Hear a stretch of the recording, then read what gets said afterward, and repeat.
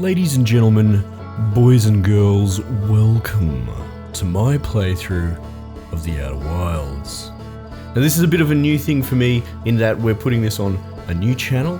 If you're not familiar with it, I run an indie channel, which can be linked from the pages, called The Scarlet Seeker, where I just showcase anything and everything that looks moderately interesting from AAA down to indie. Now I want to do a spin-off channel here because I want to actually do complete Let's Plays of, let's say, higher caliber games for posterity, if I can not trip over my tongue. I basically want to build a backlog of games worth knowing about and worth playing through. So while I am quite happy to have an indie showcase channel, I want to branch out since that channel's been doing quite well. Now, I have already started and played a fair bit of Outer Wilds on the other channel, so we're going to be starting this fresh. So while I'm going in with a few spoilers in my head, we will still go through the adventure together, and it'd be interesting going through from the beginning with, I suppose, not so much a fresh set of eyes, but an experienced set of eyes. But again, my plan is not to spoil or anything like that. I just want to do a complete playthrough of this game, and I figure this is the forum for it. Anyway, that forward out of the way, let's go. Are you sure this will delete all progress? Ooh. Yes, I'm sure. It's very scary. Okay, so we'll just let this load in. Wonderful.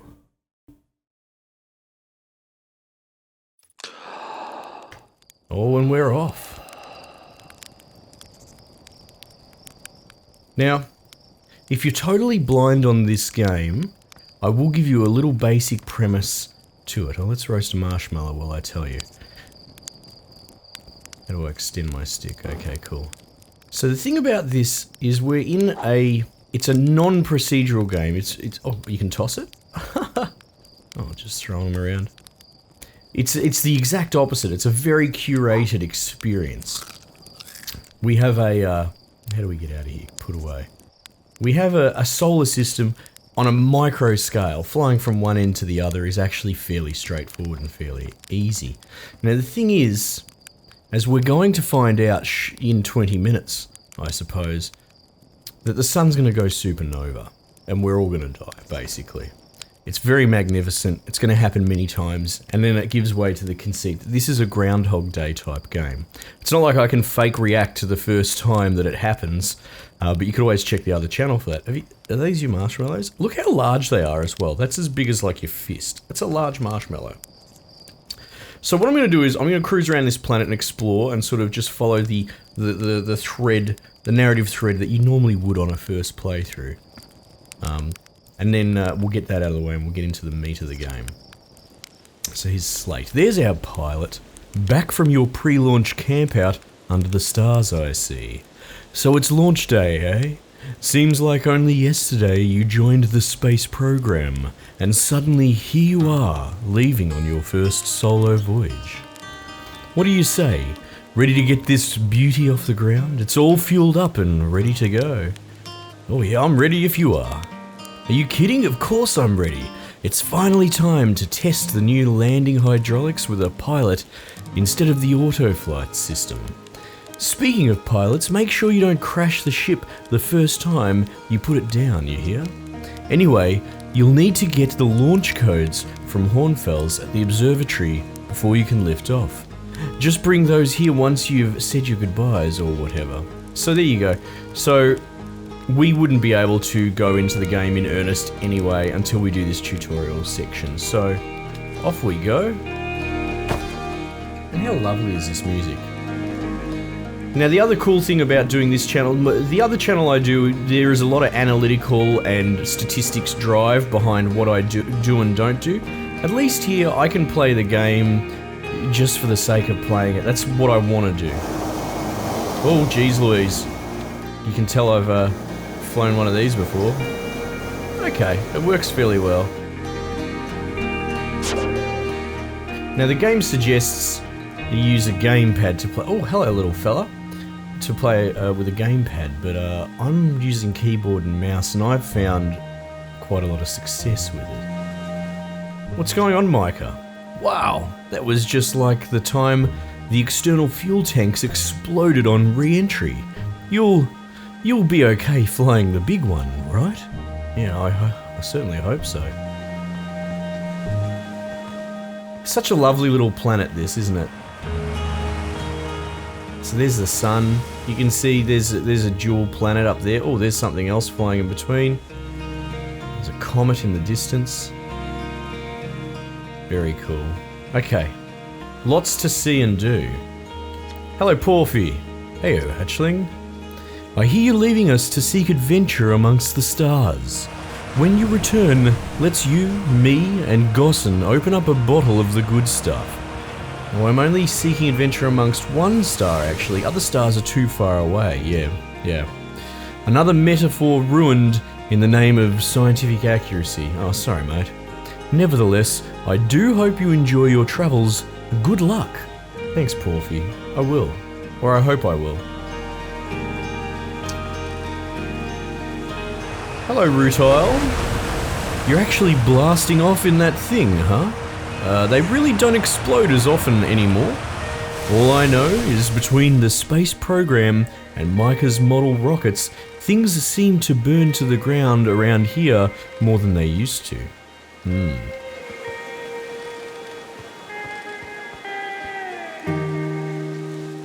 Outer Wilds Ventures presents postcards from orbit. This projector is linked to our Sky Shutter satellite, which is currently orbiting Timber Hearth, in Timber Hearth of this planet. The satellite is equipped with 2 onboard cameras. See if you can take a snapshot of our village. Oh, maybe I will. That's cool, so we've got the forward and rearward. Which is cool. Which is very cool. Oh, tell me about this.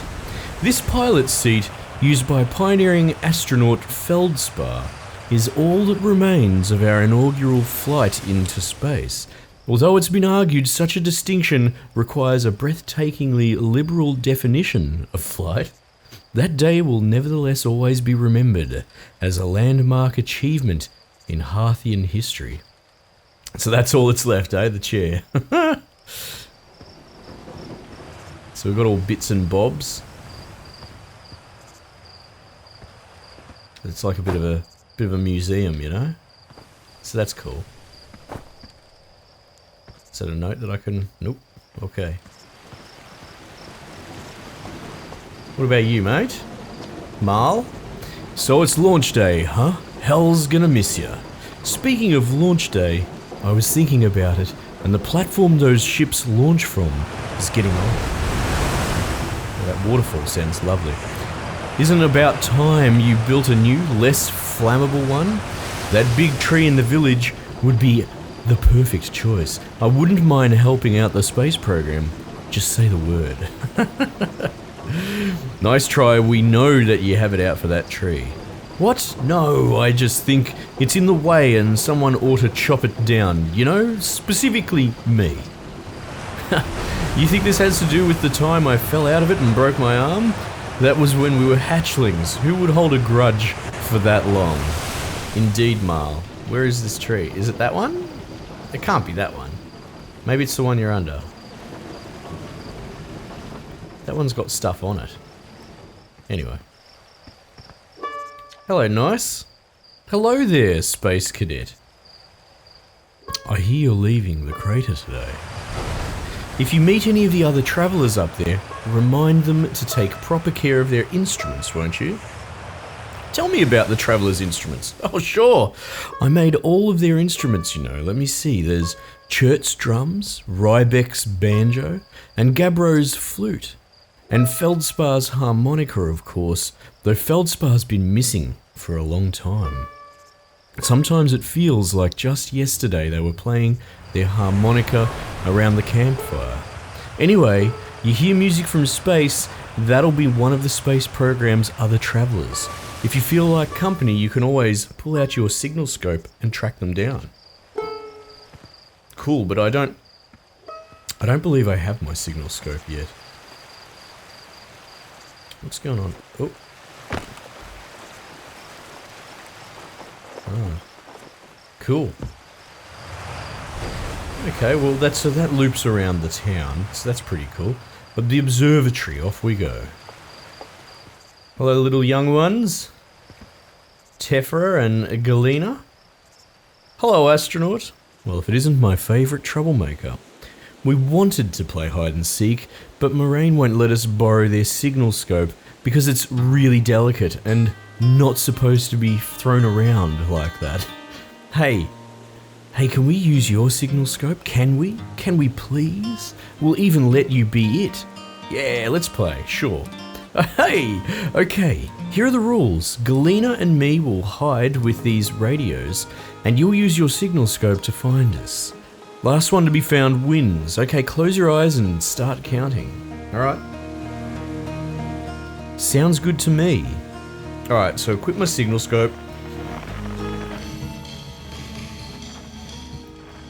So we can sort of zoom on it.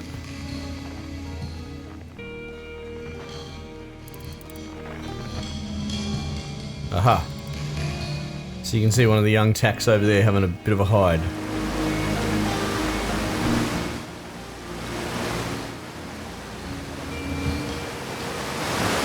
Hello?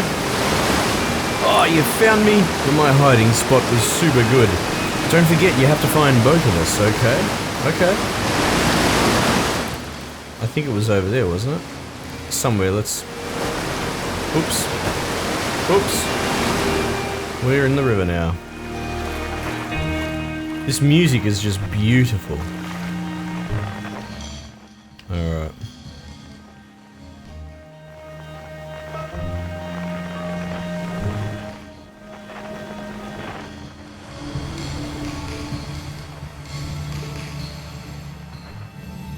Oh wait, I'm getting confused. That's the other guy's signal.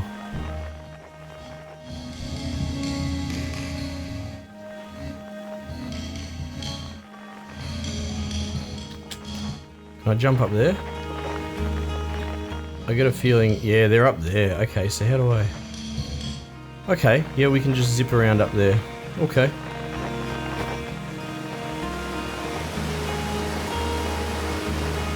Oh, jeez.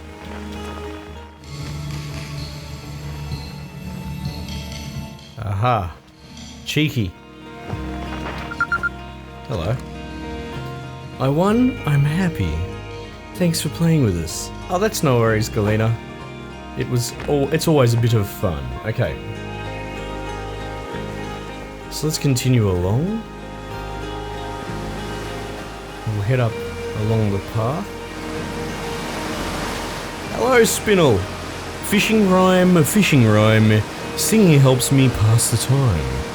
You're leaving the crater? Guess we'll all be a little busier without you around to lend a hand. That big water planet, Giant Steep? That's where I'd go. Well, why's that?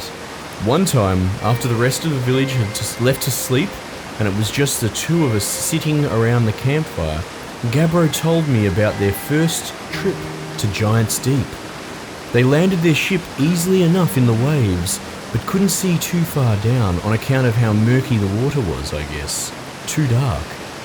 Gabbro wants to see what lay beneath the surface, so they decided to travel deeper. They travelled down and down, but suddenly Gabbro couldn't go any further.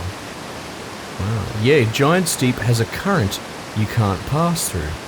Sure, okay, but shut up a minute. This is the good part. As though exercising a will of its own, the water was refusing to let Gabbro go any deeper. It held Gabbro back, almost as if it were trying to protect them from something. And then, in the terrible darkness, Gabbro saw it. The tentacle of some hideous beast. Oh god, actually, is there tentacles down there? Heard it from Gabbro themselves. Gabbro can be a little fanciful, sure, but they aren't a liar. I mean, probably, anyway. I guess if you want to know if the story's entirely true, you can go see Giant Steep for yourself. Well, that will be on the list of things to do. So up we go.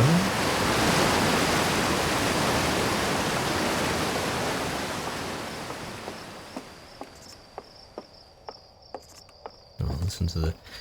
It's so good. Since I've been YouTubing, I've been doing this for about a year now. It's so cool. You notice sound. I've noticed sound design quite a bit. What's this little fella doing? Causing trouble. Arcos? Hi, astronaut. You know the patch of ghost matter inside this fence? Gosson said it used to be bigger when they were a hatchling, because ghost matter evaporates. It just takes a super long time to go away. I hope there's still ghost matter in the village when I'm grown up. Ghost matter is awesome. You shouldn't be throwing rocks in there, it's dangerous. You know ghost matter is how Tektite lost their foot, right? Whoa, really? That is so cool. Okay, so as I understand it, you might explain it here actually. Danger! Inside this fence is a pocket of ghost matter, a strange and impossibly cold substance that's invisible to the naked eyes. The good news is that you can detect ghost matter with a camera. Moving through ghost matter is uniquely painful and will probably kill you. Don't complain to me if you hurt yourself fooling around. That's from Hornfells. So if we jump on this camera and take a snapshot, you can see the ghost matter there in the camera. Very cool. Now, where to next? Let's go... What's over here? Hello? Moraine? Oh hello, astronaut. This is good weather for your launch, right? That's lucky. What are you up to? I'm using my signal scope to pick up sounds from distant planets. It's set to the Outer Wilds Venture's frequency, so I can pick up the traveller's music. Last night I heard Rybek's banjo coming from Brittle Hollow. I hope that means they're safe. I can hear different planets too. It depends on what time of day or night it is, since different planets are in the sky at different times. Signal scopes are cool. Okay, so if we go and take out our scope and look in there, and someone's playing on a something. But what else have we got?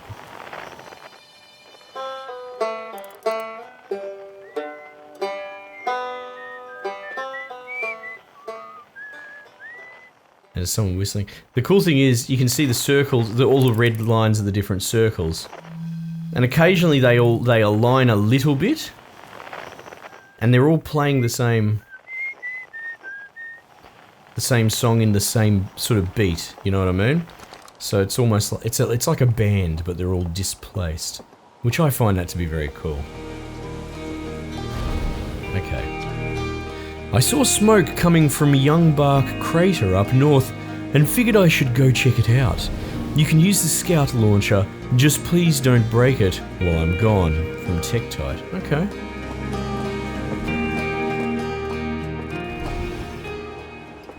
So this is the scout launcher. Let's just read these. East we have the Nomai ruins. South is the Quantum Grove crater. Northwest is Geyser Mountains. And north is Youngbark Crater. So we jump on this and launch the scout, take photos as it goes,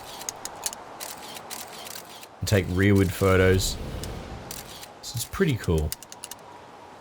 So we can, I think, yeah, you hold to record.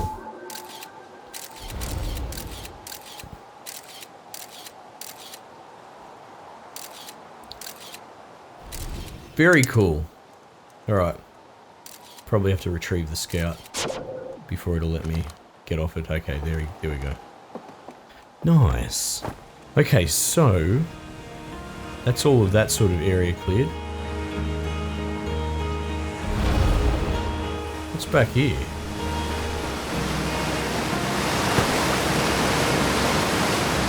Oh, wow. Geez, you'd want to be careful around here. Okay. Gosson! Hey, I thought I might have seen you before the big launch, or I thought I might see you before the big launch. Nerves getting the better of you? I'm a little nervous, yeah. Good. Everyone should be a bit nervous going into space. I got cocky during my first flight and nearly put a new crater in the moon. Still, I was never as green as you. Hey, I've gotten better. Think so, do you? Feel like proving it to your old flight coach. There's a satellite, which is definitely not just a piece of broken mining equipment set up down in the zero-G cave and in need of repairs. If you're looking for a little last-minute zero-G practice, head down the lift and into the cave. Or don't, so long as you're confident and can make your ship repairs in space. One repaired satellite coming up. Cool! Get to it and try not to concuss yourself right before your first launch. Oh, I will. So let's go down there and do our zero-G training.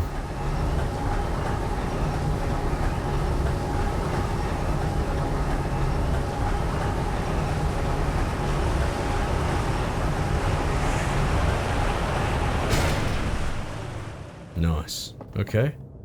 Jeez, it's a bit dark in here. Oh, I have a flashlight. Wow, how pretty is that? That's cool. I like that. Aha, zero-G cave. So let's suit up. Got all our bits on.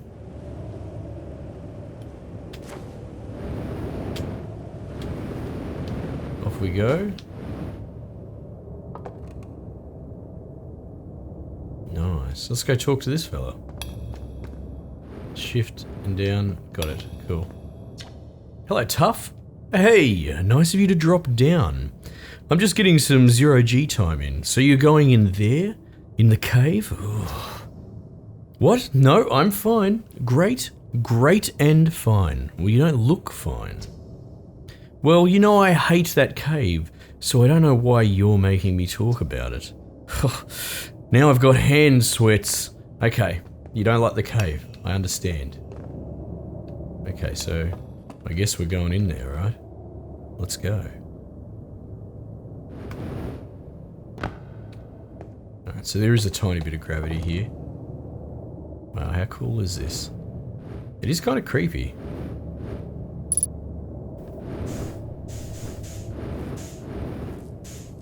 Zero out of 3 repaired. Okay, we can lock on, and space makes you hold like match velocity, which I've found incredibly useful, especially when you're in your spaceship. Alright. There we go, we'll just hold that, because you can see how it's got a rotation. You can potentially match the rotation, so relatively speaking, there would be no rotation. Press to lock on. Yeah, so there's a bit of nuance to flying this, but you do get the hang of it after a while. Okay, and where's the last node? Or was it a different sort of piece?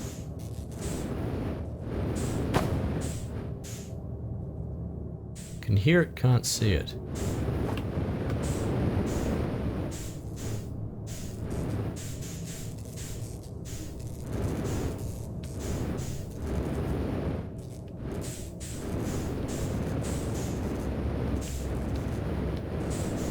Was it inside it? Aha, here we go.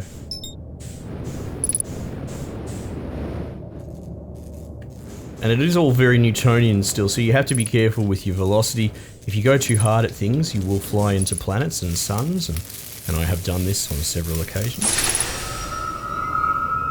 Alright, let's get out of here. So that was pretty straightforward. Gotta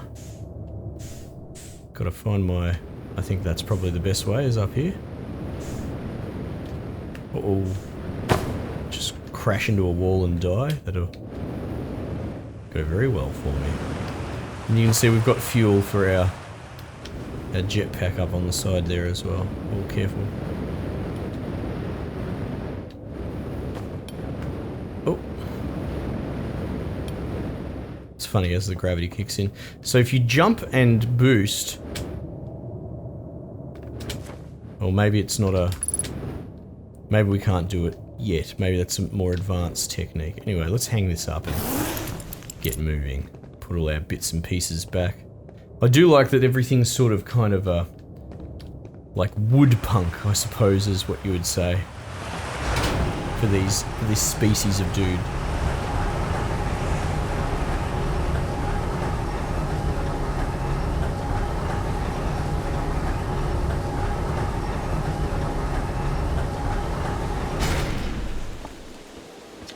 Oh, nicely done. Of course, it'll be a little more stressful when you're hurtling through space, but just remember your training and try not to get hit by anything big. I can see you're itching to get off this rock, so go get the launch codes from the observatory and get out of here already. Best of luck out there, and hey, try to avoid getting yourself killed now that I've put so much time into training you. You got it? Okay. I've got it. Zero G Cave. Hey, come say hi to your old flight coach before you launch. I've got Zero G training. Well, yes, no, we covered that. Okay, so the observatory is back this way. There it is over there by the look of it. That looks very observatory-like. What's going on here?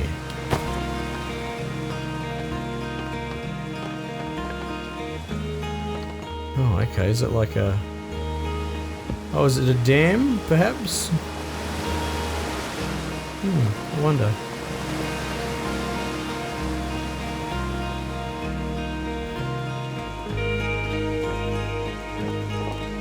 Okay. What do we got here? Outer Wilds Ventures founding members. Clockwise from top left, we have Hornfels, Gossen, Slate, and Feldspar. The OG crew. A big thanks to these additional founding members of Outer Wild Ventures, without whom we would have never gotten off the ground. So this must be a whole bunch of the backers, right? Yeah, I remember Omreka being in there. I remember recognizing that. Okay. Outer Wilds Ventures, Timber Hearth's first and only space program, was founded to explore the farthest reaches of our solar system. Feldspar was the first Hearthian to be intentionally launched into space.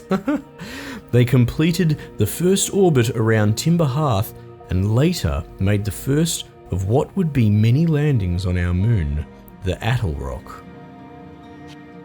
Okay, cool. Hello, Hell. Hey, it's my favorite astronaut. Launch day at last, hey buddy? It's the translator tool's inaugural flight too. I'm so excited it's making me nauseous. Just think, you'll be able to translate any Nomai text you want, anywhere you are. The two of us put a lot of hours into inventing that tool, so don't break it, okay? Oh geez, do not break it. Ignore me, okay? I'm just nervous, and I'm not even the one going into space. How are you feeling? Oh, I'm pretty excited. Oh, good. You've only been waiting for this day since you were a hatchling. I can't wait to see all your training pay off. So what's the dirt? You here to see the new Nomai statue? Or new statue? Oh, you haven't heard? Gabbro brought it back with them from Giant's Deep, and Hornfels just finished prepping it for display. This is it right here. Neat, huh? Makes me wish we could see what a real-life Nomai looks like. But I guess this is as close as we'll ever get. Check it out. Looks like they had fur. Fur is weird. This is the first fully intact statue ever found, you know. And for how old it is, it's in great shape. Ah, geez, I got a little carried away there. Go on, you have your ship to launch. Take care of yourself out there, you hear? Okay, he's just very excited. And good for you, Hal. Look at them. It's got like a third eye going on. Look like they got horns, maybe. This remarkably intact statue was carved by the Nomai, an ancient species who dwelled in our solar system thousands of years ago. The statue provides us with our most detailed look at the Nomai yet, who appear to have been covered with a layer of fur. Note the decorative jewellery that has been carved as part of the antlers. Oh. Although their artifacts and structures have been found on almost every planet in this solar system, we still have no idea where this species came from or what happened to them. And we'll soon find that they are the core sort of mystery. Oh, the antlers join up at the back. Wow, that's so cool.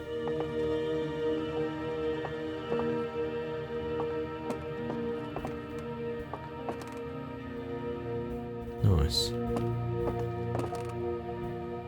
Okay. Watch closely, these balls move on their own.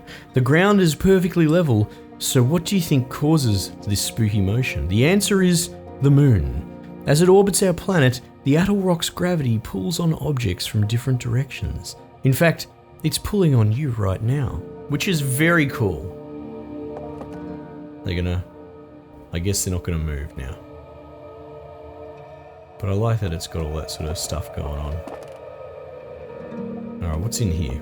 Oh, I remember this. The strange rock moving around in this grotto appears to react to conscious observation. The level-headed among us realise that there must be some sort of optical illusion at play, but Gabbro claims the rock exists in all possible states until it is observed, whatever that means, which is very Schrödinger-like. It's sort of, I guess, would that come under quantum theory? I don't know, I'm very rusty on that sort of stuff. Been a while since I've hit the textbooks. Whatever is actually happening, both sides of this debate agree the effect is extremely creepy. Right, so the rock is there. And then when we do this, the rock is not there. The rock is now there. Until we look away. And it goes there.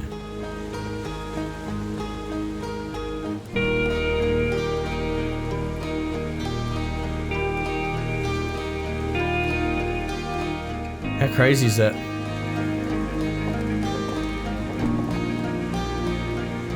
See, now there's a method to it. See, look, it won't move because it needs to move to somewhere not being observed, right? So if we were to blot out that, it'll go behind us. See? Very cool. Very cool indeed. Now, what do we got here? Stars like our sun generate light and heat by fusing hydrogen into helium. As it grows older, the star runs out of hydrogen and starts to contract. Oh, okay, this is the evolution of a giant. Very cool.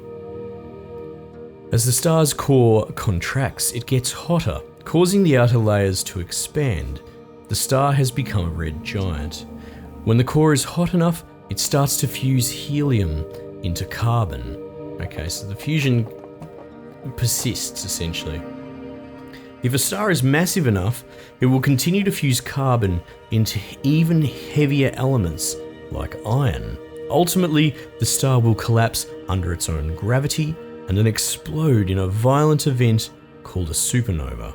Based on Chert's observations, this will one day be the fate of our own sun. Sooner than you might realise. Look at this little mongrel. This anglerfish specimen was found attached to the landing gear of one of our ships that flew close to Dark Bramble.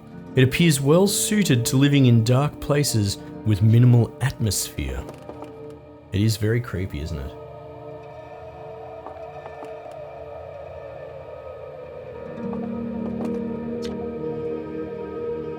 This crystal was taken from a Nomai ruin on Brittle Hollow. It seems to create a local gravity distortion and was most likely used to traverse steep surfaces. Try it out. Yeah, now this is very funky. Essentially it's a gravity generation field.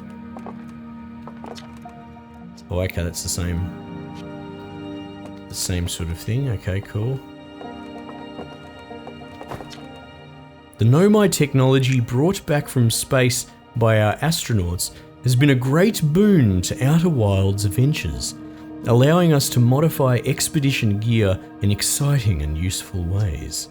For example, the Little Scout now boasts a warp retrieval capability that allows astronauts to recall their scouts almost instantly. This has dramatically reduced the number of scouts lost to the depth of space. So that was the launcher thing that we were talking about. that you can recall. What you see here are parts of the Nomai skeleton. We can tell from their skulls that they possessed antlers and, quite unusually, only 3 eyes. The Nomai body was most likely adapted for living exclusively on land. The differences in the Nomai's anatomy, such as their shockingly fragile bone structure, shows us that Harthians couldn't have descended from Nomian ancestors. It's not clear where the Nomai originated from or why they disappeared. We hope to find more clues to this puzzle as we explore our solar system. Wonderful. What do we got here? Aside from the dwellings and structures they built, the Nomai also made art. This decorated pottery was discovered on Brittle Hollow. Some ancient Nomai art depicts strange animals, foreign celestial objects, and other subjects that can't be found in our solar system, which makes us wonder whether the Nomai originated elsewhere in the universe or simply had vibrant imaginations. Were the Nomai born in our solar system, or were they born among other stars and planets? And if they were, how and why did they come here? These are just some of the questions we hope to answer through further xenoarchaeological expeditions. Nice. This piece of Nomai writing was essential to deciphering their unique language.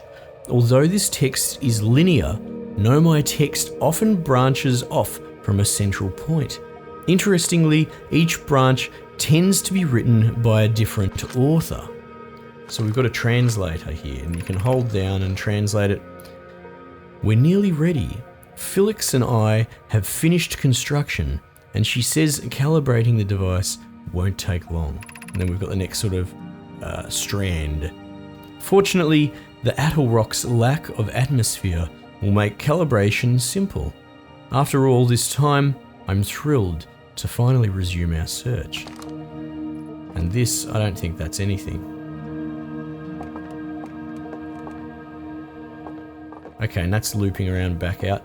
Cool, so we've finished there, so we just got to go up and grab the codes and head on along. Okay, team, that's probably long enough. Normally, I try and stick to 20-minute episodes on my sort of indie showcase thing, but that's because I'm also aiming to do something ridiculous like 6 episodes a day over there. Here, it's a little bit different because we can just sort of go at whatever pace suits, but this feels like a nice organic sort of place to have a little bit of a break and finish up the episode. I'm so glad to be playing this again. Hopefully the new channel and the reach and the direction I take that finds a different audience. Well, you know, nothing against my current audience, but I hope to put myself amongst there with the other Let's Players and potentially bring something to the table with, you know, a wonderful game like Outer Wilds. Anyway, team, we might just leave it there for the time being, and we'll pick back up on the next one.